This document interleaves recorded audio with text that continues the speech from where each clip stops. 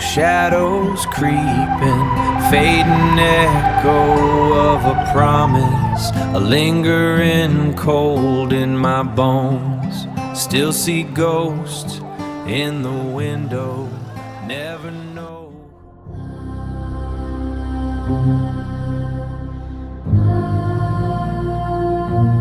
मैले रातो वस्त्रमा देवी सजाएँ, फूल चढाएँ, पाती भेटी अबिर केसरी जौतिल चढाएँ। उहाँ सनातनी भन्नुहुन्छ, जय होस् सनातनी धर्म जिन्दाबाद जिन्दाबाद। अनि फेरि उहाँ रणभूमिमा देशको सेवा गर्न उभिनुभयो। दिमागलाई कसैले पखाल पुखुल पारेपछि आज त्यही देवीलाई, त्यही रातोलाई क्रान्तिको प्रतीक मान्नुहुन्छ। भन्नुहुन्छ क्रान्तिकारी योद्धाको लाल सलाम कमरेड, लाल सलाम। सनातनी धर्म मुर्दाबाद, क्रान्ति जिन्दाबाद जिन्दाबाद।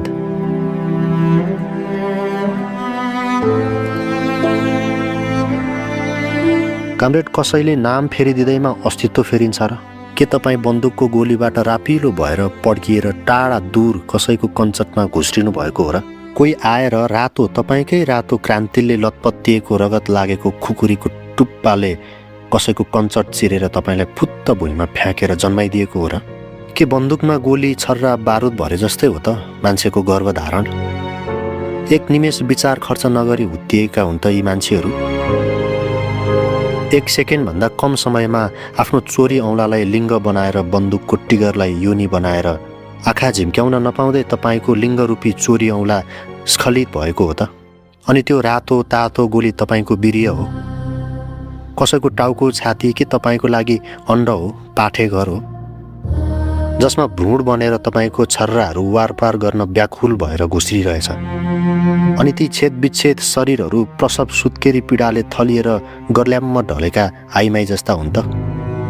तपाईँको लागि क्रान्ति बिगुल फुकेर जन्मिएको लाल सलाम त्यही हो। खैर, सम्झिनुहोस् आफूलाई, आफ्नो जन्मलाई, आफ्नो धर्मलाई।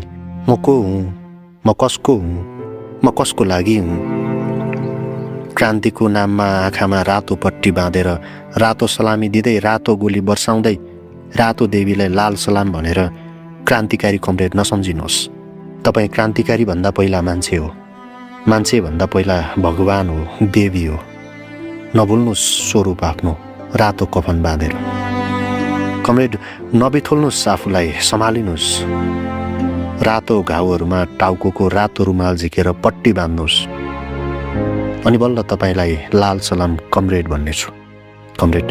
Just the taste of old dust and the long shadows creeping, fading echo of a promise, a lingering cold in my bones. Still see ghosts in the window, never know who's walking home.